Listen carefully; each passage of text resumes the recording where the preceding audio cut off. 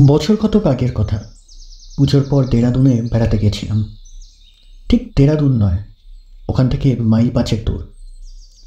রাজপুরের নিচে একটা গ্রাম ছিল, খুবই নির্জন জায়গা। এখন তবু একটা একটা সরকারি কারখানা বসে একটু সরগরম হয়েছে।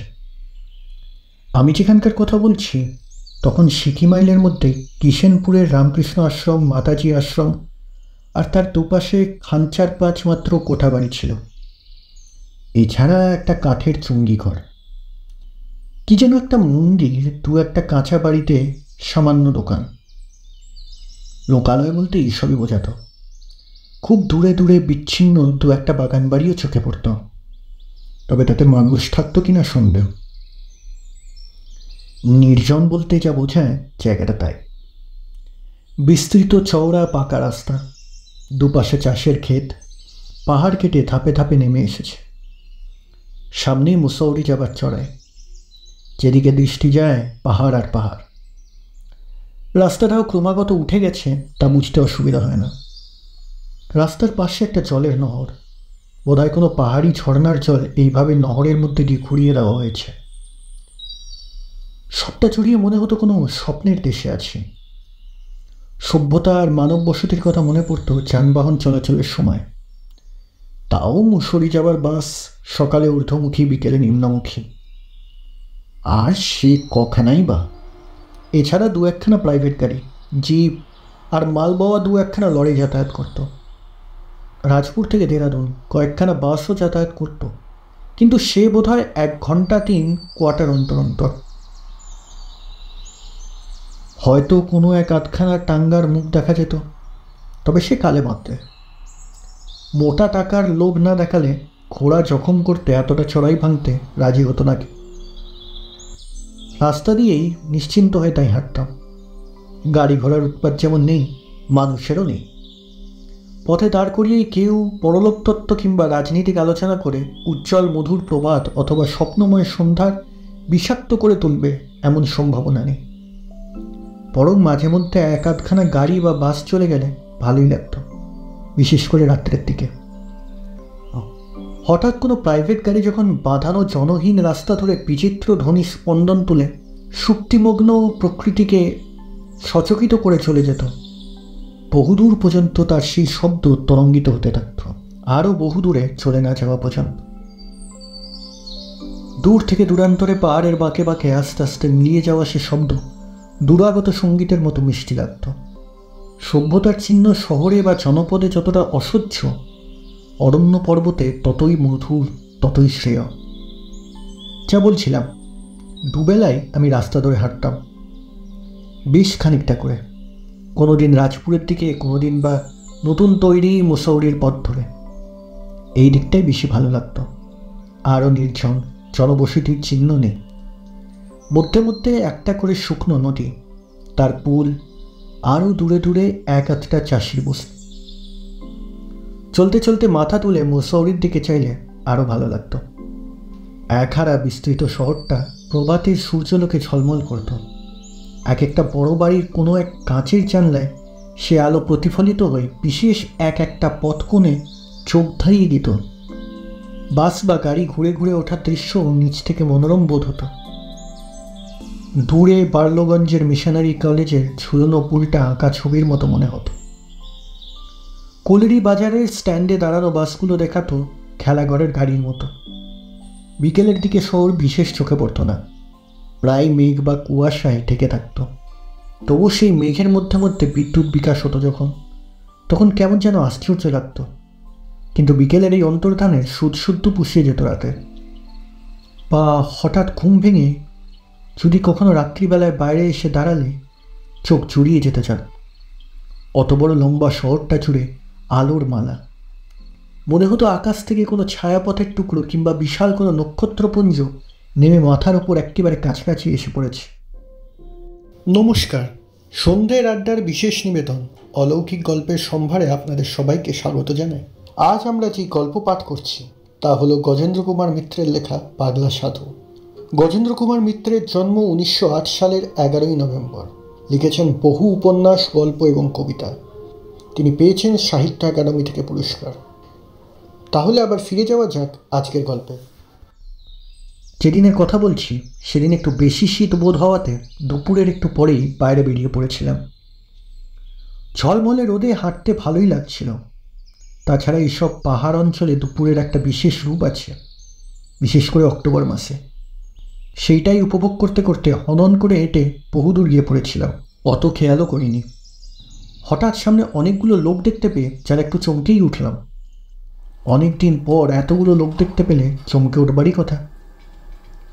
প্রথমটা মনে হলো ফিরে যাই আবার, কিন্তু তারপরেই কৌতূহল প্রবল হয়ে উঠল।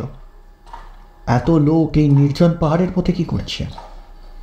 কোনো ঝামেলা হয়নি তো? ভাবতে ভাবতেই খানিকটা এগিয়ে গিয়েছি। ততক্ষণে কাছে যেতেই ব্যাপারটা বুঝতে পারলাম। কিছুদিন আগে অকাল বর্ষার জল নেমে পথের খানিকটা অংশ ধুয়ে বেরিয়ে গিয়েছিল, ফলে বিপজ্জনক হয়ে উঠেছিল রাস্তাটা লরি বা বাস চলাচলের পক্ষে। সেইটাই মেরামত করা হচ্ছে সরকারের উদ্যোগে। সেটাতে তত বিস্ময়কর কিছু ছিল না, তবুও আরও একবার চমক লাগতে কাছে আসতে হলো। কারণ কাজটার জন্য সাধারণ নয়, অসাধারণ মজুর আমদানি করা হয়েছিল। জেলখানার কিছু কয়েদি, সকলেরই একরকম পোশাক, চিনতে অসুবিধা হয় না। পাশ কাটিয়ে চলে যাচ্ছিলাম। কর্তা ব্যক্তির দল কেউ প্রশান্ত মুখে, কোনো রকম কৌতূহল প্রকাশ না করে, কেউ বা ভ্রু কুচকে চেয়ে রইলেন। কয়েদিদের মধ্যে অপেক্ষাকৃত নিরীহ যারা, সমস্ত ভদ্রাদমিকেই সেলাম করা উচিত, এই সংস্কারবশত অকারণেই হাত তুলে সেলাম বা নমস্তে জানালেন। এদের মধ্যে অথচ একেবারে সকলের আড়ালে চটা জুতোধারী সন্ন্যাসীকে হেঁট হয়ে গায়েটি দিয়ে পাথর সরাতে দেখে থমকে থেমে গেলাম।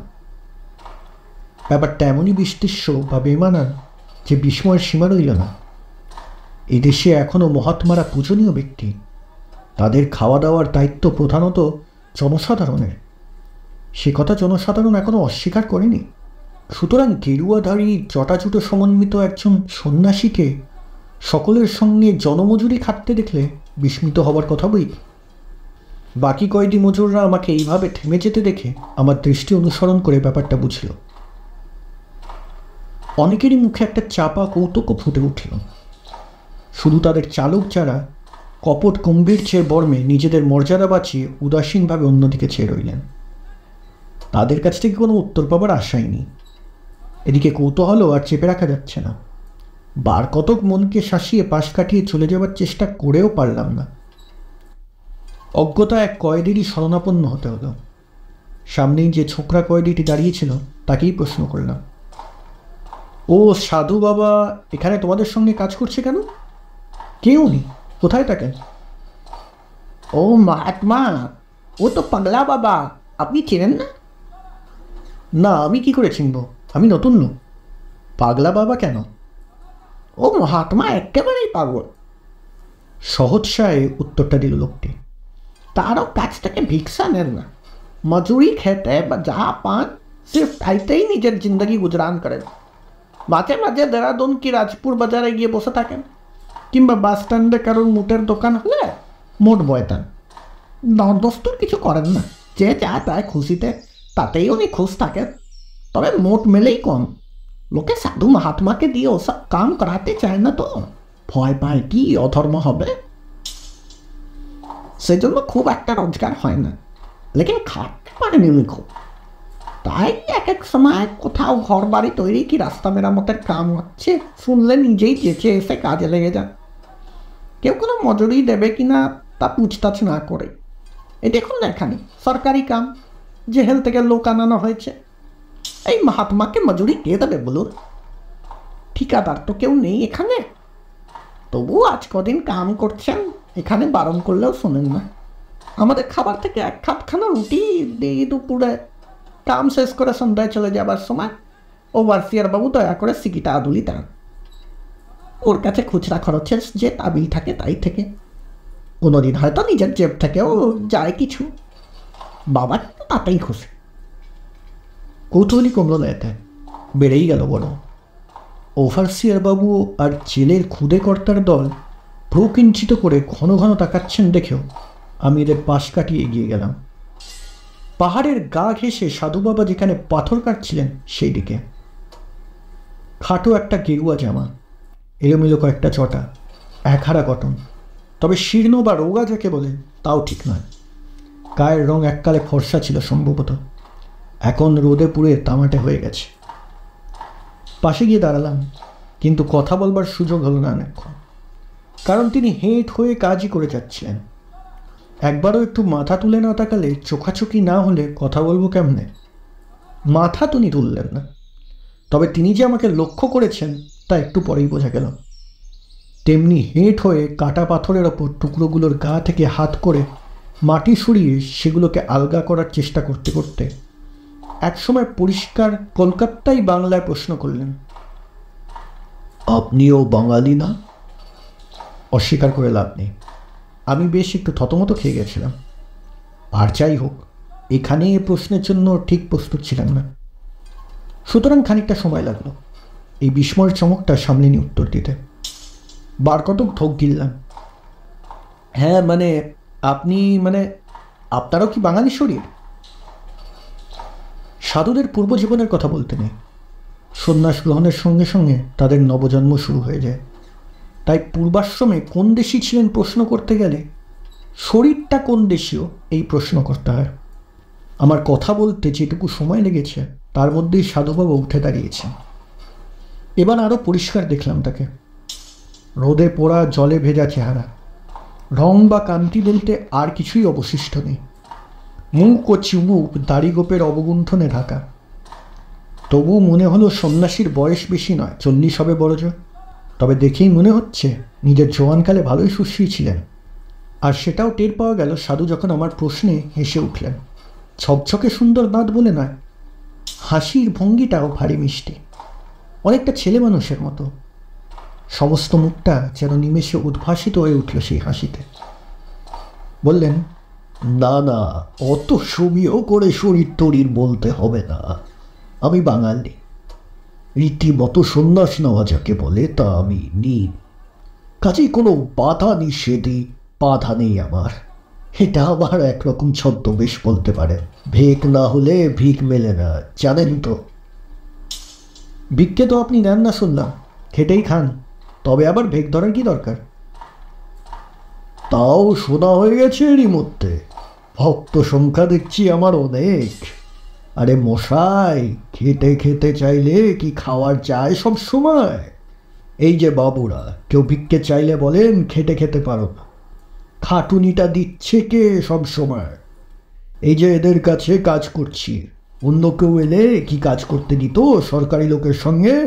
না এত দয়া ধর্ম করতো? এই খাতির এই গেরুয়া কাপড়টা আর এই জটার। সে যাকে, আপনি এখানে কি বেড়াতে এসেছেন? আজই এসে পড়েছেন না আছেন কদিন? কাছাকাছি কোথাও আড্ডা গেড়েছেন? না, প্রায় দিন 10 আছি, আরও দিন 10 থাকবো, এরকমই ইচ্ছা।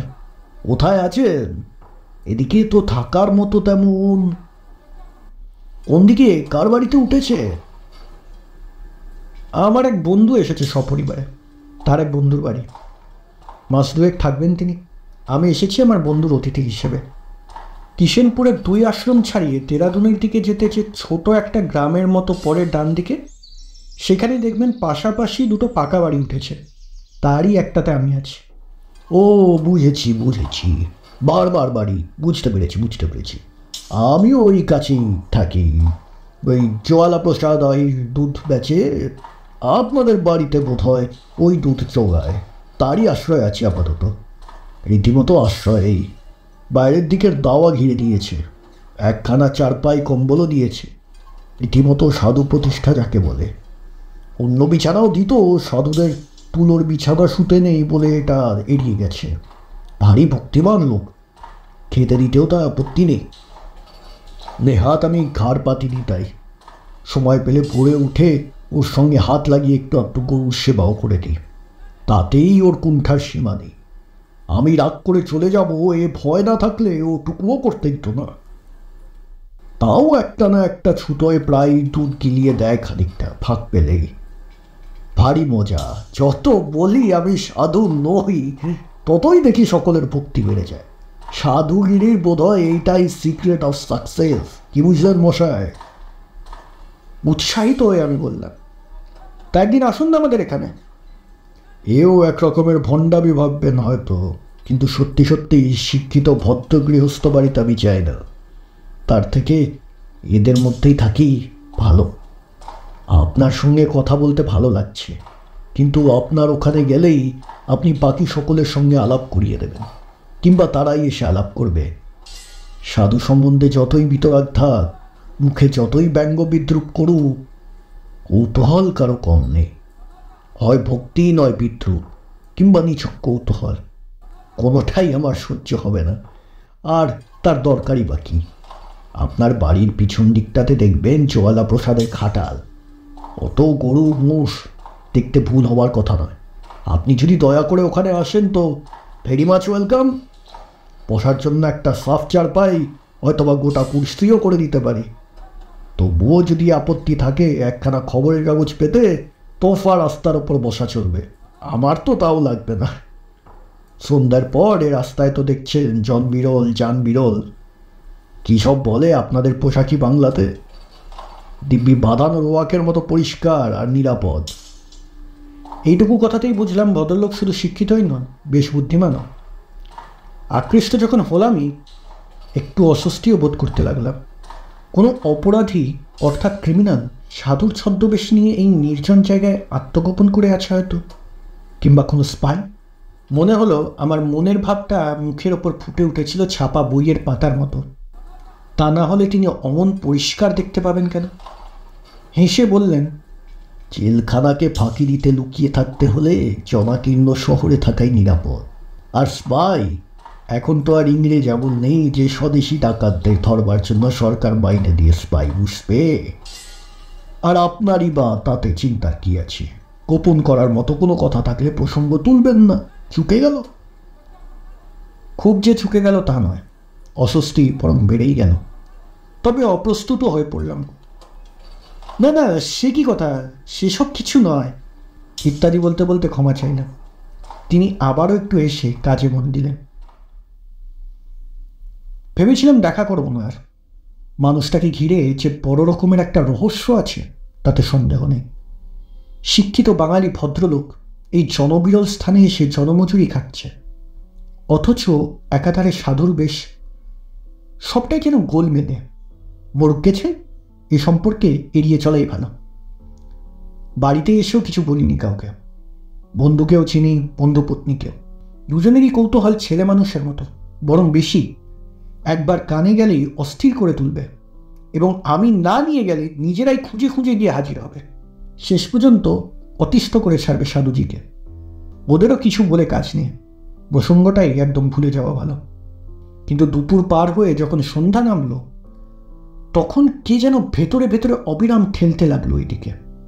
শেষে মানতে বাধ্য হলাম, কৌতূহল আমারও বড় কম নয়।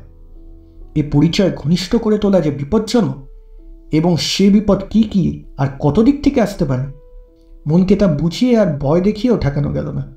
শুভবুদ্ধি, নিরাপত্তাবোধ আর কৌতূহল লড়াইয়ে কৌতূহলই জয় হলো। শেষ অবধি অন্ধকার বেশ ঘোরালো হতে একটু রাস্তার দিকে যাচ্ছি, এমনি অস্পষ্ট একটা কথা বলে একসময় একটা টর্চ হাতে বেরিয়ে পড়লাম জোয়ালা প্রসাদের খাটালের উদ্দেশ্যে। খাটালটা দেখেছি এর আগেও, অত লক্ষ্য করিনি। আজ বিকেলে ফিরে এসে লক্ষ্য করে মনে মনে চিহ্নিত করে রেখেছি। আমাদের এই বাড়ির থেকে বেরিয়ে উত্তর মুখে 50 কদম আন্দাজ দিয়ে বাঁ হাতে যে পায়ে চলা রাস্তাটা নেমে গেছে, সেই রাস্তা ধরে গেলে প্রথম বাড়িটাই ওদের। আমাদের বাড়ির ঠিক উত্তর পশ্চিম কোণে, কাছেই, রাস্তা থেকে 100 গজের বেশি দূর হবে না। রাস্তার ইলেকট্রিক আলো অনেক দূর পর্যন্ত গেছে। বাড়িটাও ঝাপসা ঝাপসা দেখা যায়, তবু খুব পরিষ্কার নয়।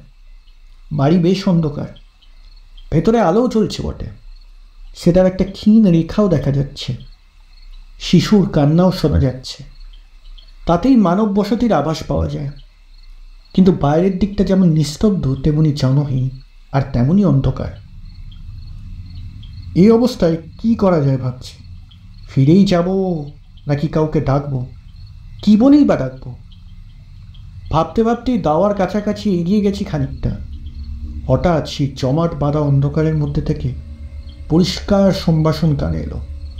আসুন আসুন, শেষ পর্যন্ত ভয়টা কাটিয়ে উঠতে পারলেন তাহলে। নাকি কৌতূহল? কি যেন বলে বইতে, অসম্বরণীয় হয়ে উঠল। না না, দওয়ায় উঠে আর কাজ নেই।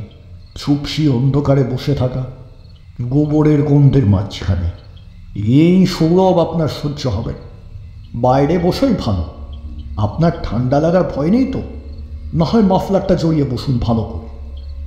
তখনও পর্যন্ত দাওয়ার ঘেরা অংশটার ডালা পাকানো অন্ধকার থেকে শুধু কণ্ঠস্বরটাই ভেসে আসছে। কেমন যেন ভয় ভয় করে, সেই অদৃশ্য অশরীরী শব্দ। লোকটার কি সবই বিধুটে? যাই হোক, এবার বেরিয়ে এলেন স্বামীজি। এক হাতে একখানা খাটিয়া আর এক হাতে একখানা চেয়ার বয়ে এনে বাইরে ফাঁকা মাঠে ফেললেন। তারপর নিজের গায়ের যে গামছা মতো বস্তুটা জড়ানো ছিল সেইটা নিয়ে চেয়ার মুছে বললেন, বসুন বসুন, কোনো ভয় নেই, কোনো ভয় নেই, বেশ মজবুত চেয়ার, মিস্ত্রি দিয়ে ঘরে তৈরি করানো। সেই শুরু। অনেক রাত পর্যন্ত গল্প হলো বসে বসে। সেদিনও, তারপরের দিনও। ক্রমশ আড্ডাটা দৈনিক হয়ে উঠল। সকালে সুবিধা হতো না, কারণ রাত থাকতে উঠে গোশালার কাজ সেরে 5:30-6টার মধ্যে বেরিয়ে যেতেন ভদ্রলোক কাজের ধান্দায়। তখনও এখানে বেশ ঘোর থাকে অন্ধকারের। ফিরতেন অবশ্য সকাল সকাল। আমি কিন্তু সন্ধ্যার অন্ধকার ঘনিয়ে না এলে যেতাম না। এই সখা বা সৌহার্দ্য বা ঘনিষ্ঠতা বন্ধুদের জানাতে রাজি নই। সাধুজিকেও আড্ডাটা পেয়ে বসেছিল ক্রমশ।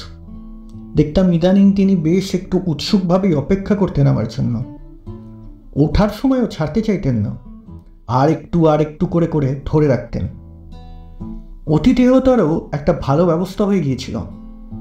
জোয়ালা প্রসাদ প্রত্যেক দিনই 1 গ্লাস গরম দুধ হালকা শক্কর মিশিয়ে বিনীতভাবে সামনে এসে রাখত। বলা বাহুল্য, এটা যোগানের দুধ নয়, সুতরাং নির্জলা আর খাঁটি। বহুকাল এমন সুস্বাদু দুধ খাইনি। প্রথম প্রথম হালকা আপত্তি করেছি, কিন্তু শোনেনি। শেষের দিকে আর তাও করতাম না। ঠান্ডা এমন সুস্বাদু গরম দুধ মুখের কাছে এনে ধরলে কে বা ছাড়ে? তবে আড্ডা যতই জমুক, প্রথম প্রথম অনেক চেষ্টা করেও সাধুজির জীবন রহস্য উদ্ঘাটন করতে পারিনি। মানুষটা সদালাপি শুধু নন, বাককুশলীও। প্রসঙ্গটা তুলতে গেলে বোকার মতো গম্ভীর হয়ে যেতেন না। কথার কৌশলে অনায়াসে অন্য প্রসঙ্গে চলে যেতেন। কোনো কোনো সময় আমি বুঝতেও পারতাম না কেমন করে এড়িয়ে গেলেন উনি, কিন্তু শেষের দিকে গভীরতা বাড়ার সাথে সাথে একটু একটু করে নিজেই অল্প অল্প বলতে থাকেন তার জীবনের নিদারুণ ট্র্যাজেডির করুণ রক্তপদ্ধতি। অবিশ্বাস্য সেই ইতিহাস। তার মুখ থেকে বিভিন্ন সময় টুকরো টুকরো করে না শুনলে এবং বারবার জেরা করার পরও কাহিনী অবিকৃত এবং কাহিনীকার অবিচল না থাকলে আমারও বিশ্বাস হতো না। আপনাদেরও হবে না খুব সম্ভবত। সেই জন্যই এই গল্পটা এতকাল বলিনি। আরও বলিনি কত কটা চক্ষু লজ্জা। সে সন্ন্যাসীর চোখে পড়লে তিনি বিশ্বাসঘাতকতা মনে করতেন। আজ আর সম্ভবত তিনি বেঁচে নেই। থাকলেও এমন কোনো দুর্গম জায়গায় বাস করছেন যেখানে এই গল্প পৌঁছাবে না। কারণ তারপর বারবার ঋষিকেশ, দেরাদুন, কিষেনপুর, রাজপুর, পশুলোক খুঁজে দেখেছি, সে সাধুর কোনো খবর পায়নি। সেই ভরসাতেই লিখছি এবার। বিশ্বাস, ইচ্ছা হয় করবেন, না হয়তো করবেন না। আগে ভয় ছিল আষাঢ়ে বা গাঁজাখড়ি বলে মনে করলে হাস্যাস্পদ হব আবার। এখন ওসবের বাইরে চলে এসেছি। যা খুশি লেখার যুগ এটা। তাছাড়া বছর 2 আগের খবরের কাগজে মুসোলিনি সংক্রান্ত যে সংবাদ বেরিয়েছিল তাতেও খানিকটা জোর পেয়েছি মনে। এই বিবরণের খানিকটা যে সত্য হতে পারে সে প্রমাণ তো পেয়েই গেলাম। খানিকটা হলে বাকিটাই বা হতে বাধা কি? গল্প সাধু যেমনভাবে বলেছিলেন সেভাবে বলা চলবে না, এমনি অনেক সময় চলে গেছে। তাই সংক্ষেপে আমার মতো করেই গল্পটা বলছি। আশা করছি তাতে অসুবিধা হবে না কারোর। সাধুজির আসল নাম প্রবীর। রাজশাহীর দিকে দেশ। বারেন্দ্র ব্রাহ্মণরা। বাবা ছিলেন উকিল। রোজগার খারাপ করতেন না, কিন্তু বহু পোষ্য ছিল। তাতে খরচও যেমন হতো তেমনই কোলাহল। অত লোকের মধ্যে বিশেষ করে অনেক সমবয়সী ছেলে থাকলে ছেলেদের লেখাপড়া হয় না। প্রবীরের অন্য ভাইদেরও হয়নি। একমাত্র ওরই পড়ার ঝোঁক এবং মাথা দুই আছে দেখে ওর মামা নিজের কর্মস্থল ঢাকায় নিয়ে গিয়ে কাছে রেখেছিলেন। সেখান থেকেই বিএসসি পর্যন্ত পড়ে প্রবীর। তারপর ওর মামা নিজে এসে কলকাতায় ডাক্তারি পড়ার ব্যবস্থা করে দিয়ে গেছিলেন। কালীঘাটের দিকে সেই মামার এক বন্ধু থাকতেন বীরেশ লাহিড়ী বলে করে সেইখানে ওর থাকার ব্যবস্থা করে দিলেন মামা। স্থির হলো পড়ার খরচ প্রবীরের বাবা দেবেন, আর বীরেশবাবুকে যা দেবার তা মামাই পাঠাবেন। অন্য লোকে দিতে গেলে তিনি নেবেন না, মামা নগদে হোক অন্যভাবে হোক পুষিয়ে দেবেন। প্রবীর প্রথমটা খুব কুণ্ঠাবোধ করেছিলেন, কিন্তু মামা জোর করলেন। বললেন, মেসে হোস্টেলে বেশি দিন থাকলে শরীর নষ্ট হয়ে যায়। যদি শেষের দিকে খুব অসুবিধে বোধ করিস তো বরং কমাসের জন্য হোস্টেলে চলে যাস, ক্ষণ এখানেই থাক চোখ কান বুঝে। অবশ্য বীরেশবাবু আর তার স্ত্রীর আময়িক ব্যবহারে প্রবীরের কুণ্ঠা দূর হতেও খুব দেরি লাগেনি। দেখতে দেখতে সে বাড়ির ছেলেই হয়ে উঠল। তবে এদের ঋণ আংশিক শোধ করে নিজের সংকোচ নিজের কাছে অন্তত খানিকটা কাটিয়ে নেবার একটা ব্যবস্থাও করে নিল সে। বীরেশবাবুর মেয়ে জ্যোতিকা আর ছেলে শিবেশকে সময় মতো কিছু কিছু পড়াতে লাগলো। বীরেশবাবু প্রথমটা খুবই আপত্তি করেছিলেন। ডাক্তারিতে পড়ার খুব চাপ, মিছিমিছি এতটা সময় নষ্ট করা কিছুতেই উচিত হবে না এই যুক্তিতে। কিন্তু প্রবীর বুঝিয়ে দিল যে প্রথম প্রথম অত সময়ের অভাব হয় না তাদের। তাছাড়া সে তো আর প্রাইভেট টিউটারের মতো সময় বেঁধে নিয়ম করে পড়ায় না। দরকারের মতো সকালে হোক বিকেলে হোক নিজের পড়ার ফাঁকে একটু আধটু দেখিয়ে দেয়, তাতে আর এত সময় নষ্ট হবার কি আছে। তবু কিছুদিন খুঁতখুত করেছিলেন বীরেশবাবু, কিন্তু তারপর ছেলে ও মেয়ের দুজনেরই পড়ার চাপ বাড়ছে দেখে মেনেই নিয়েছিলেন এক সময়। সুবিধে যে কিছু হয়েছিল তাতে তো সন্দেহ নেই। প্রবীর ছাত্র ভালো, ওর মতো একজন প্রাইভেট টিউটার রাখতে গেলে অনেকগুলো টাকা বার করতে হতো মাসে মাসে, অথচ একজন টিউটার না থাকলেও চলছিল না। বিশেষ করে ছেলেটার জন্য মাইনে দিলেও এত কাজ পেতেন না। সময় বেঁধে দায় ঠেলা গোছের কাজ সেরে চলে যেত সাধারণ কোনো টিউটার, এত যত্ন করে পড়াতো না। এর যা স্বাভাবিক ফল তাই হলো। প্রবীর অল্পে অল্পে জ্যোতিকার দিকে আকৃষ্ট হতে লাগলো। জ্যোতিকাও প্রবীরের দিকে একটু একটু যে আকৃষ্ট হয়নি তা নয়। শান্ত স্বভাবের সুশ্রী মেয়ে, মমতাময়ী, এই ধরনের মেয়ের সংস্পর্শে এলে আকৃষ্ট হওয়াই স্বাভাবিক। আর প্রবীরও প্রিয়দর্শন, স্বাস্থ্যবান, সচ্চরিত্র। প্রেমে পড়লেও বাড়াবাড়ি করার চেষ্টা করেনি কখনো, আতিথেয়তার অপব্যবহার করেনি, এদের স্নেহ ও বিশ্বাসের সুযোগ নেয়নি, পড়াশুনোতেও অবহেলা করেনি, নিজেরও না এদেরও না। পড়াশোনার সময় শিক্ষকের মতোই ব্যবহার করত জ্যোতিকার সাথে, আসক্তি করে কর্তব্যের অন্তরায় হতো না। সুতরাং তাদের এই পরস্পরের প্রতি আকর্ষণের খবর রাখলেও বীরেশবাবুরা উদ্বেগ বোধ করেননি, অযথা ব্যস্তও হননি। তারা যে টের পেয়েও প্রশ্রয় দিচ্ছেন তাও জানতে দেননি। প্রবীর সুপাত্র, ওদের সমশ্রেণীয়, এমন পাত্র যদি নিজেই এসে ধরা দেয় তো মন্দ কি? এই যখন অবস্থা, চারিদিকেই সৌভাগ্য ও শান্তির লক্ষণ, হঠাৎ বছর দুই পরে মামির অসুখের খবর পেয়ে প্রবীরকে ঢাকায় যেতে হলো একবার। এই যাত্রায় ওদের জীবনের বিপর্যয় সূত্রপাত ঘটালো। ঢাকায় ওদের পল্টন বাজারের বাসার সামনেই থাকতেন পরিমল দিদি। ওর মামিও দিদি বলতেন, মামাতো বোনেরাও। সেই সুবাদে প্রবীরও তাকে দিদি বলেই ডাকতেন। ভদ্রমহিলার পুরো বিচিত্র ইতিহাস। সেই ইতিহাস শোনার পর থেকে প্রবীর তাকে একটু সহানুভূতির চোখে দেখত। সাধ্যমতো তাকে দেখাশোনাও করতো ওখানে থাকার সময়। পরিমলদির বাবা অনেক টাকা খরচ করে লেখাপড়া জানা কলেজের লেকচারার পাত্রের সঙ্গে মেয়ের বিয়ে দিয়েছিলেন। কলেজে পড়ায় দেখতে ভালো, এই দেখেই গলে গিয়েছিলেন পরিমলদির বাবা। শিক্ষিত বুদ্ধিমান জামাইয়ের পূর্ব ইতিহাস কিছু খোঁজ করার চেষ্টা করেননি। জামাই জীবনময় স্কুল জীবনেই দুবার হোস্টেল থেকে বিতাড়িত হয়েছিল চুরির অপরাধে। কলেজে ঢুকে যেসব দুঃসাহসিক কাজ করেছিল তার উপযুক্ত শাস্তি দিতে সাহস করেননি প্রিন্সিপালও। কিন্তু ভয় দেখিয়ে পরীক্ষায় পাস করা যায় না। খোঁজ খবর পেলে সে তদবিরও করতে পারত হয়তো। সেই সময়টায় একজনের বাড়ির পাঁচিল ডিঙোতে গিয়ে বুকের হাড় ভেঙে মাস 2 শয্যাশায়ী ছিল বলে পারেনি। সুতরাং সেখানেই অন্য পথ ধরতে হয়েছিল। কি পথ সেটা দৈবাত ধরা পড়ে গেল। জানা গেল MA ডিগ্রির যে কাগজ দেখিয়ে জীবনময় চাকরি পেয়েছিল সেটা জাল। এমনকি BA পাসও করেনি সে। কলেজের কর্তৃপক্ষ কেস করেছিলেন। পুলিশে ধরা পড়ে হাজতেও যেতে হয়েছিল। সে সময় কোনো আপনজনই তার পাশে এসে দাঁড়ায়নি। আত্মীয় বলতে কেউ ছিলও না নাকি। এক ছুটে যেতে পারতেন পরিমলদির বাবা, কিন্তু তিনিই অশ্বিনী দত্তের ছাত্র। অন্যায় ও অপরাধকে প্রশ্রয় দেবার মতো লোক তিনি নন, তা সে যেই করুক। সুতরাং জীবনময় জমিন পায়নি, হাজতেই যেতে হয়েছিল তাকে। তবে তাকে ধরে রাখবে মফস্বল শহরের হাজতের সে শক্তি ছিল না। খুব সহজেই হাজত ভেঙে পালালো জীবনময়। সেই শেষ। পরিমলদির সঙ্গে ইহজীবনে আর দেখা হয়নি তার স্বামী। তাই বলে যে স্বামীর খবর পাননি তা নয়, খবর পেয়েছে দেশের লোকও। এরপর থেকে আমরণ খবরের কাগজে বড় বড় হেডলাইন সৃষ্টি করে গেছেন মধ্যে মধ্যেই। নানা বেশে, নানা রূপে, নানা নামে, নানা বিচিত্র অপরাধ করে বেরিয়েছে জীবনময়।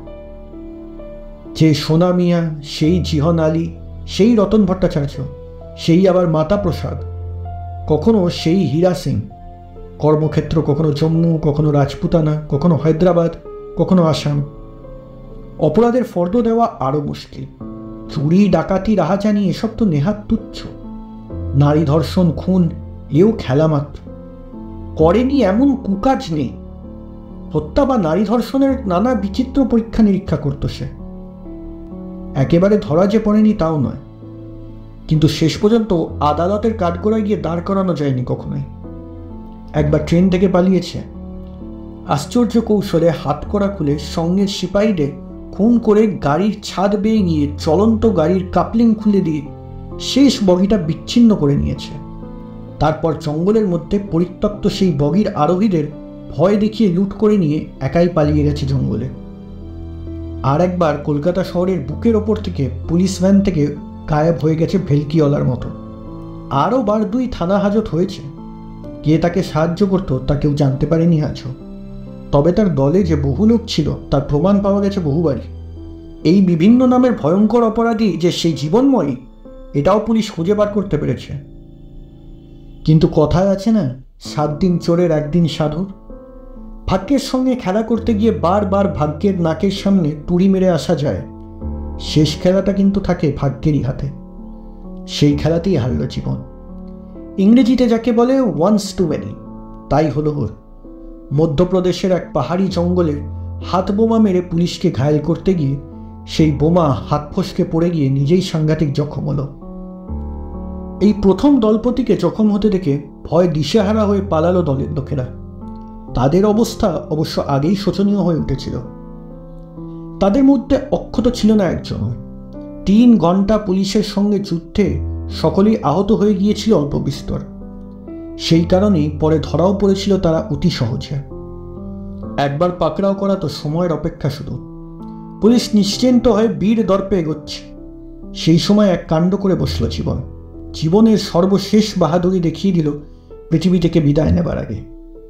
পাশেকার একখানা তলোয়ার পড়েছিল। কোনো অস্ত্রে তুচ্ছ জ্ঞান করতো না ওরা। জীবনের 2 পা আর 1 হাত জখম হয়ে উড়ে গেলেও পা হাতখানা সক্রিয় ছিল তখনও। সেই হাতেই চোখের পলক ফেলার অবসরে তলোয়ারখানা কুড়িয়ে নিয়ে ছিন্ন মস্তার মতো নিজের গলায় বসিয়ে দিল সচরে। খবরটা সব কাগজেই ফলাও করে বেরিয়েছিল। ছবিও ছাপা হয়েছিল। সেই ছবি রেখেই পরিমলদি স্বামীকে চিনতে পেরেছিলেন। নাইলে যখন মারা যায় জীবন তখন শের সিং বলে পরিচিত। সেই সময়টা যুদ্ধের সময়। যুদ্ধ প্রায় শেষ হয়ে গেল, এদেশে এখনো মার্কিন ডাকাত। যুদ্ধ প্রায় শেষ হয়ে গেল, এদেশ তখনও মার্কিন ডাক্তারে বোঝায়। শের সিংয়ের বিচিত্র জীবনের প্রায় অবিশ্বাস্য ইতিহাস কাগজে পড়ে এক চিকিৎসা বিজ্ঞানীর শখ হলো উনি ওর মস্তিষ্কটা পরীক্ষা করে দেখবেন। সাধারণ মাথা থেকে কোনখানটায় তফাৎ এই ধরনের অস্বাভাবিক ক্রিমিনালের মনোবৃত্তি। খুলি সরিয়ে ব্রেনটি বার করে আরোকে ডুবিয়ে নিয়ে তিনি দেশে চলে গিয়েছিলেন। বাকি দেহটা বা দেহের টুকরোগুলো দাহ হয়েছিল কি সমাহিত হয়েছিল কিংবা সোজাসুজি ভাগাড়ে ফেলে দেওয়া হয়েছিল তা কেউ জানে না, পরিমল দিও না। তিনি সব দাবিও করেননি। জীবনে মাত্র 2 বছরের মতো স্বামীকে পেয়েছিলেন তিনি। যে কোনো কারণেই হোক সেই সময়টুকুতেও ভালোবাসা জন্মাতে পারেননি। স্বামীর মনের তল পেতেন না পরিমল দি, ভয় ভয় করত তার। তারপর দীর্ঘকাল কেটেও গেছে। এখন এতদিন পরে ওই লোকটাকে স্বামী বলে স্বীকার করে তার সব দাবি করা বা সৎকারের ব্যবস্থা করা কোনোটাতেই তার মন সায় দেয়নি। ঘৃণাই বোধ হয়েছে তার। আয়তির লক্ষণ লোহা সিঁদুর অনেক দিনই ত্যাগ করেছেন। যেটুকু ছিল পেড়ে কাপড় আর একগাছা করে চুড়ি, সেটুকু থেকেই গেল। অর্থাৎ তার জীবনে কোনো পরিবর্তনই এলো না। শুধু মাছ মাংসটা খাওয়া ছেড়ে দিলেন চিরকালের মতো। এর মধ্যে বহু ঘাটের জল খেয়েছেন পরিমল দিও। বাবা মরবার পর ভাইদের সংসারে অনেক দুঃখ পেয়ে শেষ অবধি নিজের পথ নিজেই দেখছেন। এক ধনী পরিবারের উচ্চ শ্রেণীর পরিচারিকা হিসেবে কলকাতায় যান। সেখানে নিজের চেষ্টায় প্রাইভেটে একটা পাস দিয়ে কোনো মাইনর স্কুলে সামান্য একটা চাকরি পেয়েছিলেন। সেখান থেকে ঢাকায় আসেন এক নবাব পরিবারের গভর্নেস হয়ে। এ বিষয়ে কোনো কুসংস্কার ছিল না, ভাগ্যই তাকে রাখতে দেয়নি এসব সংস্কার। তবে পৃথক রেঁধে খেতেন, এই শর্তেই চাকরি নিয়েছিলেন। এদের সঙ্গে থাকাকালীনই এক বেগমের কাছে আঁকতে শেখেন পরিমলটি, আর একজনের কাছে কিছু বাজনা। ওরা দুজনেই ছিলেন প্রথম শ্রেণীর শিল্পী।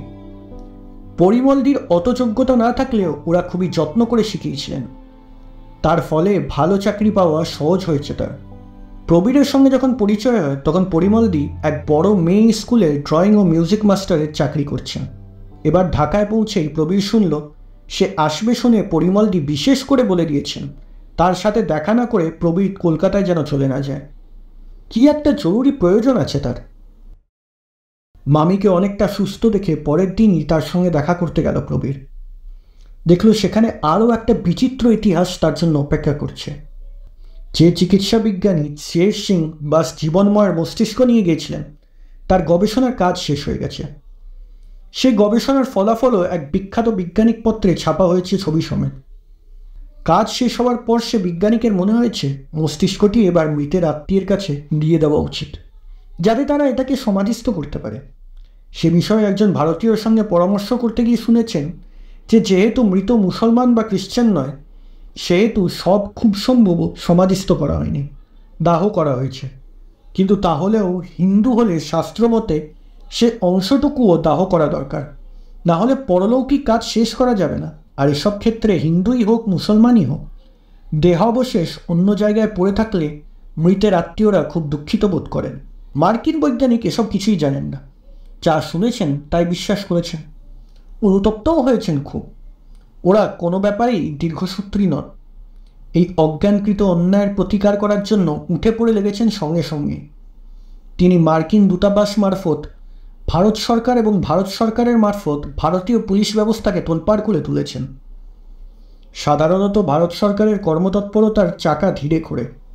একটা ফাইল এক টেবিল থেকে পাশের টেবিলে যেতে বছরখানেক সময় নেয়, কিন্তু মার্কিন তাগাদায় অসম্ভবই সম্ভব হয়েছে। সন্ধান শুরু হবার মাস দুয়েকের মধ্যেই তারা মস্তিষ্কের আধার যে দেহ, সেই দেহের নিকটতম আত্মীয় উত্তরাধিকারীকে খুঁজে বের করেছেন। এর জন্য নাকি অমানসিক কাণ্ড করতে হয়েছে পুলিশকে। জীবনময়ের যত নাম তত কীর্তি, তার মধ্যে থেকে আসল পরিচয়ের সূত্রটি খুঁজে বের করা এবং সেই কীর্তির মাল্য রচনা করা সত্যি সহজসাধ্য নয়। সম্ভব হয়েছে শুধু মার্কিন সরকারের কড়া ও অবিরাম তাগাদায়। এই মাত্র কদিন আগে দিল্লির মার্কিন দূতাবাসের এক সাহেব একটি এয়ারটাইট কৌটোয় করে সেই পদার্থটি উত্তরাধিকারিণী হাতে পৌঁছে দিয়ে গেছেন। সেই সঙ্গে যথেষ্ট দুঃখ প্রকাশ করে গেছেন এবং সেই বিজ্ঞানিক ভদ্রলোকের দুঃখ প্রকাশ করা একটি চিঠিও দিয়ে গেছেন। এও বলে গেছেন যে এখন মৃতের বাকি পরলৌকিক কাজ করার জন্য যদি খরচপত্রের কিছু দরকার হয় তাও যেন ভদ্রমহিলা নিঃসংকোচে জানান। সেই বিজ্ঞানিক ভদ্রলোক এখানে দূতাবাসে লিখেছেন ক্ষতিপূরণ স্বরূপ যত টাকাই লাগুক তারা যেন সেটা দিয়ে ব্যাপারটা মিটিয়ে ফেলেন, উত্তরাধিকারীদের কোনো ক্ষোভের কারণ না থাকে। পরিমলদি অবশ্য তাদেরই কাছ থেকে কোনো আর্থিক সাহায্য নিতে রাজি হননি, কিন্তু মৃতদেহের অংশটি নিয়েছেন। বিদেশি ভদ্রলোক এত খরচ করে এতটা পদ বহন করে এনেছেন, প্রত্যাখ্যান করতে চক্ষু লজ্জাতেও বেড়েছে খানিকটা। তার সঙ্গে বোধহয় হিন্দু সংস্কারও কিছুটা কাজ করেছে।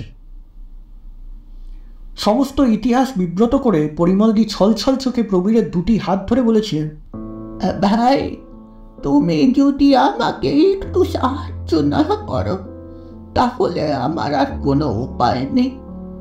যতই যা হোক, মন্ত্র পড়া, অগ্নিসাক্ষী করা স্বামী, আমরা হিন্দু মেয়ে, আমাদের কাছে এটা জন্ম জন্মান্তরের সম্পর্ক। এই জন্মটা তো লোকটার বাদে ছাড়াতে গেল। যতই যা করুক, এক মুহূর্ত শান্তি পায়নি, এটা তো ঠিক। তার উপর এই অপঘাতে মৃত্যু। যে জীবন কাটিয়ে গেছে তাতে স্বাভাবিক মৃত্যু সম্ভব না। এই জীবনের এই পরিণতি। শুনেছি অপঘাত মৃত্যুর শ্রাদ্ধ গয়াতে গিয়ে করে আসতে হয়, কিন্তু সে তো অনেক খরচা সাপেক্ষ। কে নিয়ে যাবে, কবে কার সঙ্গে যেতে পারবো তারও ঠিক নেই।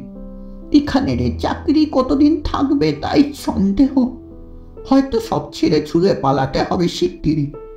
তখন আবার নতুন করে জীবিকার সমস্যা। তুমি তো ভাই কলকাতায় যাচ্ছ, কৌটোটা নিয়ে গিয়ে সময় মতো একদিন চুপি চুপি গঙ্গায় ফেলে দেবে। শুনেছি যে যতই পাপ করুক, যত বড় অপরাধী হোক, গঙ্গা পেলেই তার মুক্তি হয়ে যায়। অস্থি দেওয়াই নিয়ম। তা অস্থি আর কোথায়? আদৌ তাও হয়েছিল কিনা কিছুই জানি না। অস্থি না হোক, এ তো দেহাংশেরই অংশ। মা গঙ্গা তো অন্তর্যামী, আমার অবস্থা বুঝে এতেই অব্যাহত দেবেন নিশ্চয়। মুক্তি পাচ্ছে, শান্ত হোক। যদি প্রেত জন্ম পেয়েই থাকে তো তাও অস্থির হয়ে ঘুরে বেড়াচ্ছে নিশ্চয়। এতে অন্তত সেটুকু থেকে তো মুক্তি পাক। আর যদি বা জন্মান্তর পায়ও, সেই টেনার বোঝা নিয়ে না জন্মাতে হয়। লক্ষ্মী ভাইটি আমার মুখ চেয়ে পারবে না এইটুকু করতে। কার কাছে দেব এ ভার, কাকে বলবো কিছুই তো বুঝতে পারছি না। যাকেই দেব সেই ঘেন্না করবে, বুঝবেও না আমার কথাটা, ভাববে ওই স্বামীর জন্য আদিক্ষেতা করছে। তুমি তো ডাক্তারি পড়েছ, শুনেছি মরা নিয়ে কাঁটা ছেঁড়া না করলে ডাক্তারি পড়া যায় না। তোমারও তো ঘেন্না হবে না নিশ্চয়। এই বলে তিনি প্রবীরের মুখের দিকে তাকিয়েছিলেন উৎকণ্ঠ ব্যাকুলতায়। দু চোখ বেয়ে শ্রাবণের মতো ধারা নেমেছিল তার। খুব ভালো লাগেনি প্রস্তাবটা। মরার অংশ বিশেষ বলে নয়, ও সংস্কার সত্যিই ছিল না প্রবীরের। কোন মানুষের দেহাবশেষ সেইটা চিন্তে করেই তার বেশি আপত্তি। গঙ্গায় যে অস্থি দেয় ধরে নেওয়া হয় সে মৃতের নিকটতম আত্মীয়। এক্ষেত্রে সে আত্মীয়তা একেবারেই কাম্য নয়। তবু পরিমলদির মুখের দিকে চেয়ে সেই কাতর মিনতির পর আর না বলতে পারেননি সে। কৌটোটা নিয়ে আসতেই হয়েছিল। ঢাকা থেকে ফেরবার মুখে অকালে প্রচণ্ড ঝড়ের মুখে পড়েছিল জাহাজ। ট্রেনও গোয়ালন্দ থেকে বেরিয়ে একবার ডিরেল্ড হলো, আর একবার ইঞ্জিন বেগড়াল। সব জড়িয়ে 12 ঘন্টা লেট।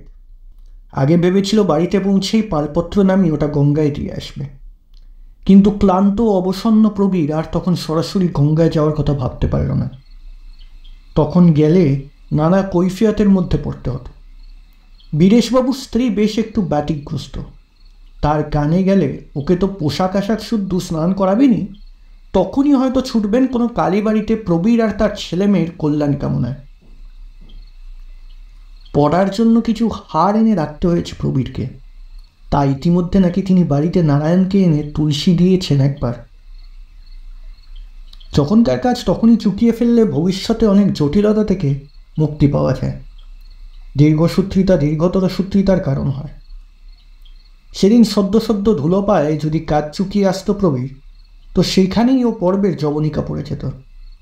কিন্তু তা আর হলো না। পরের দিন তো হলোই না, তার পরের দিনও না।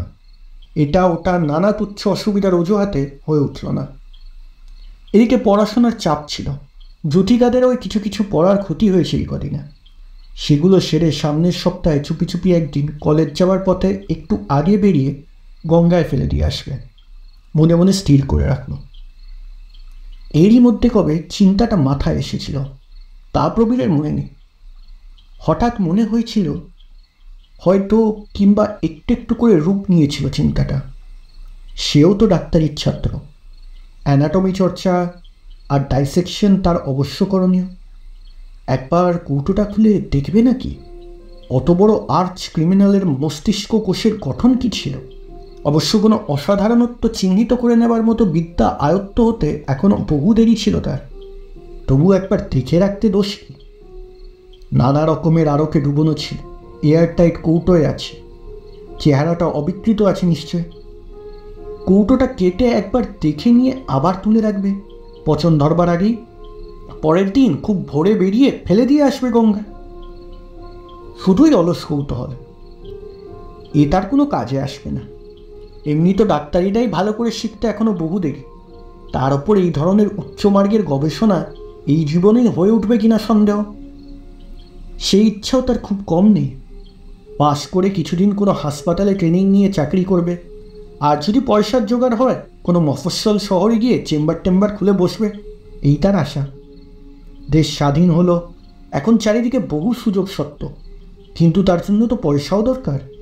গবেষণা বা পরীক্ষা নিরীক্ষা নিয়ে থাকলে তো আর চলবে না। তবু কৌতূহলটা অনর্থক জেনেও দমন করতে পারল না। এত বড় অপরাধীর মনের শক্তিকেন্দ্র ওই মস্তিষ্কটাকে হাতে পেয়েও ছেড়ে দেবে না দেখে? মনস্থির করতে আরও কটা দিন গেল। শেষ পর্যন্ত একদিন রাতে মরিয়া হয়ে কেটেই ফেলল কৌটোর ঢাকনিটা। ভেতরে আলাদা করে প্লাস্টিকের খামে সেলাই করা ব্রেনটা অ্যাসিডে বা কেমিক্যালে কঠিন হয়ে আছে। টেবিল ল্যাম্পের আলোয় কাছে ধরে খুব ভালো করেই দেখল। এমন কোনো বিশেষত্ব কিছুই বুঝতে পারল না। অন্য মস্তিষ্কের সঙ্গে কোনো তফাৎ আছে বলে মনে হলো না। ওদের অবশ্য এসব পাঠ সবে শুরু হয়েছে। দুটোর বেশি ব্রেন এতাবৎ হাতে করে দেখবার সুযোগ হয়নি। সে স্বল্প বিদ্যাতে কোনো বৈশিষ্ট্য নজরে পড়ার কথাও নয়। মাঝ থেকে একটা উৎকট দুর্গন্ধে ঘর ভরে গেল। জিনিসটা কৌটোয় ছিল একরকম, বার করে হাতে নিতে কীরকম একটা ঘেন্নাও করতে লাগলো। তাড়াতাড়ি আবার কৌটোয় পুড়ে বইয়ের গাদার আড়ালে লুকিয়ে রেখে সাবান দিয়ে হাত ধুয়ে এসে সে শুয়ে পড়ল। কিন্তু ঘুম এলো না। নানা এলোমেলো চিন্তা। বোধহয় ঘুম না আসার জন্যই উত্তপ্ত মস্তিষ্ক উত্তেজিত হয়ে উঠল। সে উত্তেজনা এতকাল পরে স্পষ্ট বোধ করল। যুথিকার সম্বন্ধে ওর যে স্নেহ স্নিগ্ধ প্রণয় কোমল মনোভাবটি এতদিন একটি অর্ধপ্রস্ফুটিত ফুলের সুগন্ধের মতোই উপভোগ করেছে, সেটা আজ যেন প্রবল লালসায় পরিণত হলো। সে আজ স্পষ্টই নির্লজ্জভাবে যুথিকার সদ্য কৌশলোত্তীর্ণ দেহটাকে নগ্ন সম্ভোগের বস্তুরূপে কল্পনা করতে লাগল, আর সঙ্গে সঙ্গে তার অদৃশ্য কামনার রসনা সেই মূর্তির অঙ্গ প্রত্যঙ্গ লেহন করতে লাগল। সেই দেহটাকে কাছে পাবার জন্য, তাকে পীড়ন করার জন্য, তাকে যন্ত্রণা দেওয়ার জন্য, সম্ভোগ করার জন্য অস্থির উন্মত্ত হয়ে উঠল সে। সারা রাত না ঘুমিয়ে থেকে ছটফট করার পর ভোরবেলায় আর থাকতে না পেরে যেন ছুটে রাস্তায় বেরিয়ে পড়ল সে। তার সমস্ত মন, সমস্ত চিন্তা বাসনার বিষে জর্জরিত। অতৃপ্ত ক্ষুধায় মূর্ছাতুর। কৌটোর মধ্যের দেহাংশের কথা মনেও পড়ল না তার। হয়তো রাত্রের কলুষিত চিন্তা দিবালোকে আত্মগোপন করে, কিংবা অনিদ্রার তাপ ভোরের বাতাসে ঠান্ডা হয়ে যায়। প্রবীরও খানিকটা এমনই রাস্তায় রাস্তায় বেরোবার পর কিছুটা প্রকৃতিস্থ হল। লজ্জিত হয়ে পড়ল মনে মনে। এ লজ্জা তার নিজের কাছে। ছি ছি, এ কোন অদপ্যতে নামল সে। আরও অনেকক্ষণ ধরে ঘুরে বেরিয়ে রাস্তার কল থেকে খানিকটা ঠান্ডা জল মাথায় দিয়ে যখন বাড়ি ফিরল, তখন বীরেশবাবুর স্ত্রী রীতিমতো উদ্বিগ্ন আর চিন্তিত হয়ে উঠেছে। যুথিকা তো পাংশু বিবর্ণ মুখে একবার দরজার কপাট ধরে সদরেই দাঁড়িয়েছিল। বাড়ি আসতেই সকলে হইচই করে উঠলেন। ওর সেই অনিদ্রারক্ত চোখ আর ঘামে ভেজা মূর্তি দেখে বীরেশবাবু সোজাসুজি ওকে ডাক্তারের কাছে নিয়ে যাবার প্রস্তাব করলেন। ওরা যে একে এত ভালোবাসেন এর আগে পর্যন্ত প্রবীর অত বোঝেনি। সে আরোই লজ্জিত হয়ে পড়ল। ও কিছু না, কীরকম কাল মাথাটা গরম হয়ে গেল, কিছুতেই ঘুম এলো না, সেই জন্যই এমন দেখাচ্ছে।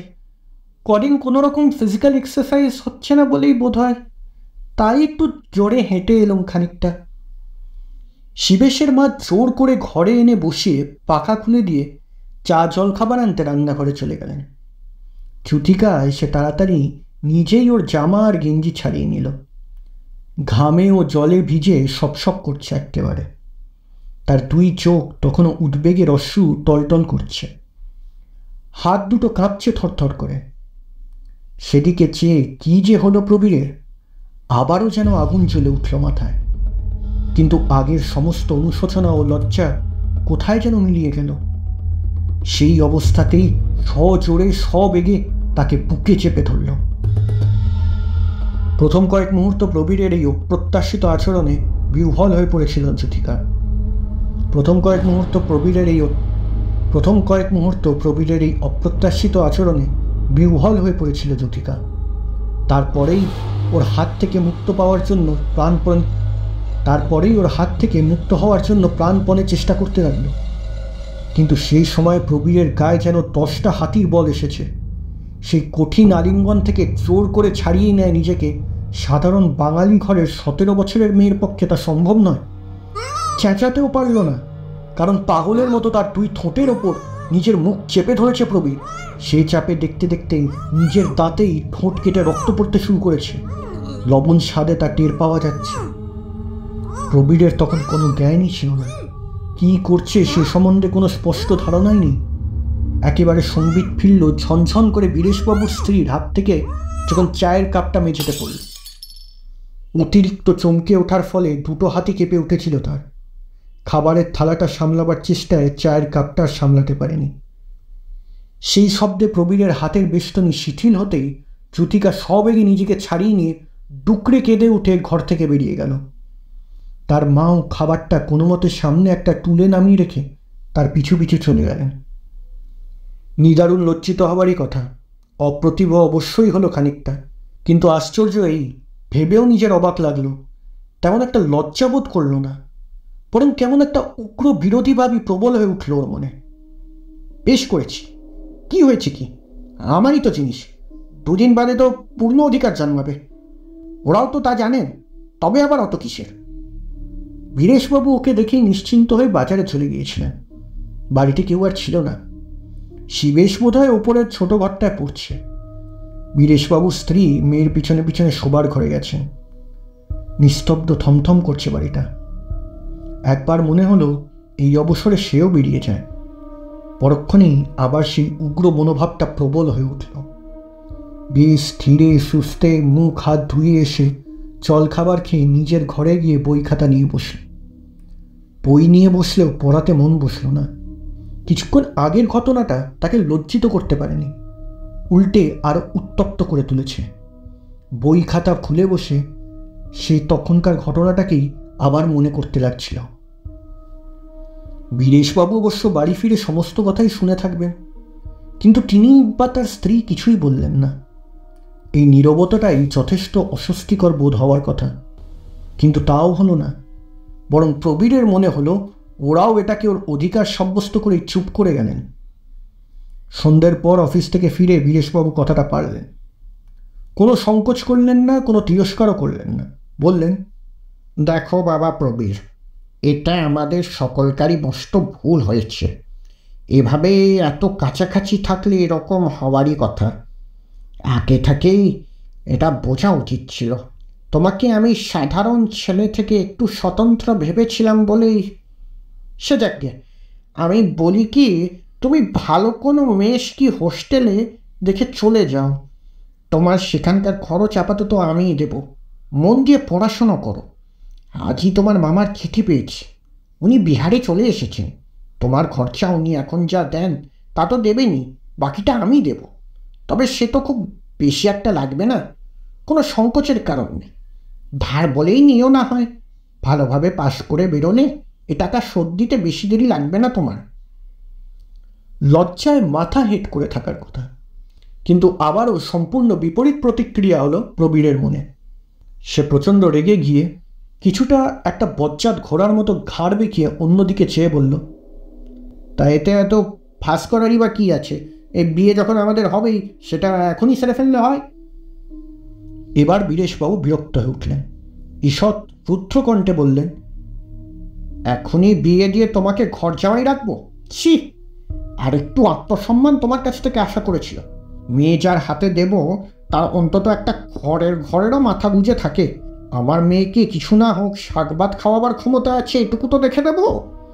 এখন বিয়ে দিলে তুমি পাস করবার আগেই ছেলেপুলে হয়ে জড়িয়ে পড়বে, সম্ভবত পাসও করতে পারবে না। তাছাড়া এটাই বা তুমি ধরে নিচ্ছ কেন যে তোমার সঙ্গেই মেয়ের বিয়ে দেবো?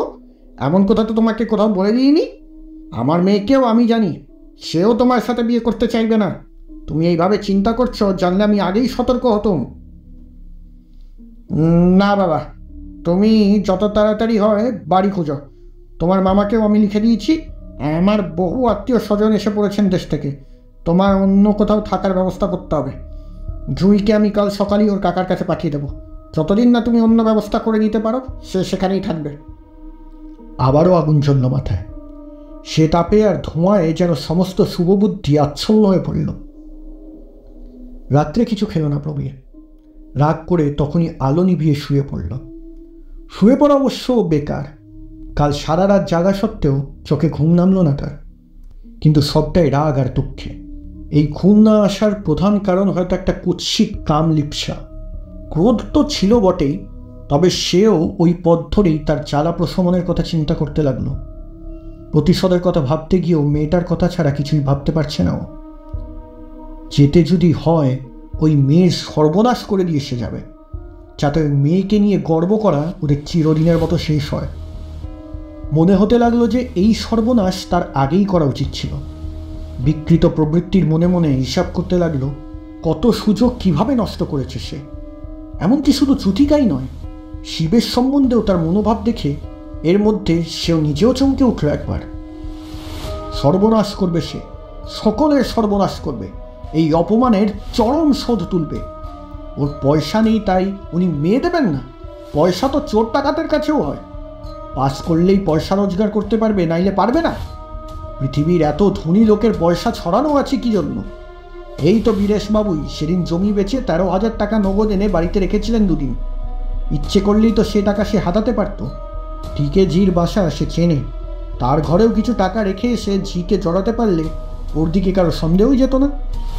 অপমান বোধে ও লালসায় উত্তপ্ত মস্তিষ্ক নানাভাবেই প্রতিশোধ চরিতার্থের উপায় চিন্তা করতে লাগলো। বেশ হয়, সবটাকে যদি গলা টিপে মেরে ফেলতে পারে, কিংবা এদেরই কিছু টাকা হাতিয়ে মেয়েটাকে নিয়ে যদি সরে পড়তে পারে। যাবে না? অলবৎ যাবে। গায়ের জোর নিয়ে যাবেও। মেয়েরা পুরুষের কাছে এই জোরটাই চায়। মেয়েটাকে উনি সরিয়ে দেবেন ওর। তার আগেই যেমন করে হোক ও মেয়ের চরম সর্বনাশ করে দিতে হবে। এই ধরনের একটা চিন্তা অন্য আরেকটা চিন্তাকে ডেকে আনে। ছটফট করতে করতে একসময় পাগলের মতো উঠে দাঁড়াবে সে। যদি যেতেই হয় এই বাড়ি পুড়িয়ে ছাই করে দিয়ে যাবে সে, এই বাড়ির মানুষগুলোকেও। এই অপমানের উপযুক্ত শোধ যদি তুলতে না পারে তো সে পুরুষের বাচ্চাই নয়। প্রবীরের মনে পড়ল উনুন ধরানোর জন্য মাসে মাসে একেবারে 5 বোতল করে কেরোসিন তেল কেনেন বীরেশবাবু।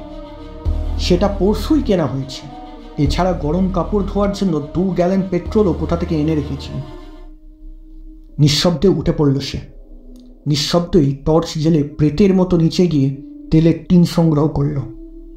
দালানের আলনায় শুকনো কাপড় থেকে সেগুলো টেনে নিয়ে এলো। তারপর ওদের দুটো জোড়া শোবার ঘরের 3টে দরজায়, একটা ওর ঘরের ভেতর দিয়ে সব কটা কপাট ভালো করে কেরোসিন তেলে ভিজিয়ে দিল। তার নিচে নিচে কতগুলো কাপড় জড়ো করে তাও তেলে ভিজিয়ে দিল, যেন কোনো দানব ভর করেছে তার ওপর। এমনিভাবেই পরপর এই পৈশাচিক বুদ্ধি খেলে গেল মাথায়। হিতাহিত জ্ঞান শূন্য শুধু নয়, উন্মত্তের মতোই তার অবস্থা তখন। পাগলে যখন কোনো বদমাইশি করে তখন যেমন একটা অবচেতন ধূর্ততা তাকে পেয়ে বসে, সেইভাবেই প্রবীর একটার পর একটা ধাপে ধাপে এই সাংঘাতিক প্রতিহিংসার আয়োজন করে যেতে লাগল। কেরোসিনের পর্ব শেষ হলে ওই দরজাগুলোর কাছে রাখা কাপড় থেকে পেট্রোল ঢালতে ঢালতে দ্রুত গতিতে সদর দরজা পর্যন্ত এসে একটা দেশলাইয়ের কাঠি জেলে ছুঁড়ে দিয়ে এক লাফে রাস্তায় বেরিয়ে পড়ল। তারপর খালি পায়ে একদিকের রাস্তায় ধরে ছুটতে লাগলো দিশেহারা হয়ে। এর পরের ইতিহাস খুবই সংক্ষিপ্ত। আগুনের শব্দে ও মানুষের আর্তনাদে পাড়াশুদ্ধ লোক ভেঙে পড়ে এসেছিল ওখানে। দমকলে এসে পড়েছিল 15-20 মিনিটের মধ্যে। তবু না বাড়ি আর নাই বাড়ির অধিবাসীদের কাউকে বাঁচানো গেল। একসঙ্গে বেড়া আগুনের মতো বাড়িটা জ্বলে উঠেছিল, আর তার মধ্যে থেকে কাউকেই বার করা যায়নি। আগুন নিভতে নিভতে ওদিকে সব শেষ হয়ে গেছিল। কেন আগুন লাগলো তা কেউ জানতে পারেনি। কোন দিকে বা কেন যাচ্ছে তা ভেবেও দেখেনি। অনেকটা ছোটবার পর শারীরিক ক্লান্তিতে যখন থামতে হলো, তখন নিজের কৃতকর্মের পূর্ণ চেহারাটা মনের মধ্যে রূপ নিচ্ছে একটু একটু করে। আরও খানিক পরে অবশ পা দুটোকে টেনে নিয়ে আবার ছুটল সে। তীব্র অনুতাপ, লজ্জা আর আত্মধিক্কারে চোখ জলে ভরে উঠেছে। পথ দেখতে না পেয়ে বারে বারে আছড়ে পড়ছে, আবার উঠে ছুটছে। তখনও আগুন জ্বলছে। সে সোজা সেই আগুনে ঝাঁপ দিতে গেছে। দমকল আর পাড়ার লোকেরা ধরে ফিরিয়ে আনলো। না, আমাকে যেতে দিন, আপনারা জানেন না এর জন্য আমি দায়ী। এই বলছে আর বারবার চেষ্টা করছে অন্তত নিজের কাপড় জামায় আগুন লাগাতে। সে চেষ্টায় ব্যর্থ হতে গিয়ে গঙ্গায় ঝাঁপ দিয়েছে। কিন্তু এমনই অদৃষ্ট, সেই অত রাত্রেও একটা নৌকায় দুজন মাঝি জেগে বসে তামাক খাচ্ছিল। ভাটার টানে মানুষের মতো কি একটা ভেসে যেতে দেখে লাফিয়ে পড়ে টেনে তুলেছে। জ্ঞান হয়ে সোজা গেছে সে থানায়, বলেছে, ওই বাড়িতে আমি আগুন ধরিয়েছি, এতগুলো মৃত্যুর জন্য আমিই দায়ী, আমাকে ফাঁসি দিন। পুলিশ বিশ্বাস করেনি সে কথা। প্রবীর জেদ করছে তখন ওসি পাড়ায় গিয়ে জিজ্ঞাসাবাদ করেছেন। সবাই জানিয়েছে প্রবীর খুব ভালো ছেলে, হীরের টুকরো। এরাও যেমন ওকে ছেলের মতো ভালোবাসতেন, প্রবীরও তেমনি ওদের মা বাপ মতো দেখত। তবু দারোগা খোঁজ করেছেন কোনো প্রণয় ঘটিত ব্যাপার ছিল কিনা। সবাই এক বাক্যে বলেছে যে ছিল না, থাকলে তারা অবশ্যই কিছু শুনত। অতিরিক্ত দুঃখে ও শখে এই সাময়িকভাবে মাথা খারাপ হয়ে গেছে বুঝে পুলিশ খোঁজ করে ওর বাবাকে আনিয়ে তার হাতে ছেড়ে দেয়। তিনি এসে ওকে কৃষ্ণনগরের নতুন বাড়িতে নিয়ে গেছেন। তাকেও সব কথা খুলে বলতে গেছে প্রবীর। তিনি কবিরাজ ডেকে ঠান্ডা তেলের ব্যবস্থা করেছেন। অগত্যা একদিন তাকে পালাতে হয়েছে। তার বিশ্বাস মরে সে মুক্তি পেয়ে যাবে, কিন্তু ঈশ্বরের সেই ইচ্ছা নেই। সে প্রতিজ্ঞা করেছে কারাদণ্ডের আসামির মতোই দিন রাত সে কঠোর পরিশ্রম করবে। শুধু জীবন ধারণের মতো যেটুকু লাগে তার বেশি পারিশ্রমিক নেবে না, শ্রম না করে ভিক্ষা নেবে না।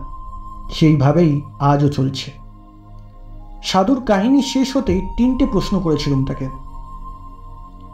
তারপরে তো আত্মহত্যা করতে পারতেন, সে চেষ্টা করেননি কেন? ওই যে বললুম, পরে ভেবে দেখেছি তাতে প্রায়শ্চিত্ত হতো না। ওটা পলায়নী মনোভাব। বেঁচে থেকে নিত্য অনুশোচনায় জর্জরিত হব আর জেলের কয়েদির মতো খেটে যাব যতটুকু সাধ্য। এই আমার উপযুক্ত শাস্তি। সেই জন্য কয়েদিরা বাইরে কোথাও কাজ করতে দেখলে আগে সেখানে ছুটে যায়। তবু মনে হয় আমি জেল খাচ্ছি। তাহলে এই সাধুর বেশ কেন? স্রেফ আত্মরক্ষার জন্য, না হলে আত্মীয় স্বজনের হাত থেকে অব্যাহতি পেতাম না। তারা বারবার আমাকে খুঁজে বের করে ফিরিয়ে নেবার চেষ্টা করেছে। এখন এই জটা আর গেরুয়া দেখে সসম্ভ্রমে ফিরে গেছে। অবশ্য লোকালয়ে থাকলে এতে জ্বালাও হতো। প্রণামী আর পুজো দিতে আসে লোকে। এই দূরে পাহাড়ে গ্রামে এসে কোনো মতো রেহাই পেয়েছি। একটু চুপ করে থেকে আবার প্রশ্ন করেছি, আপনি কি মনে করেন ওই জীবনময়ের ব্রেনটার সঙ্গে আপনার এই দুর্বুদ্ধির সম্পর্ক আছে? তা না হলে আর তো কোনো কারণ খুঁজে পাই না। আজও ভাবি মাঝে মাঝে, ওই পাশবিকতা কেন, পৈশাচিকতা বাড়িতে ঢুকলেই কেন পেয়ে বসত, রাস্তায় বেরোলেই আবার শান্ত হয়ে যেতাম। যাকগে, ও প্রসঙ্গ থাক। এখন আপনি কবে ফিরবেন বলুন, আর কটা দিন থেকে যান এখানে।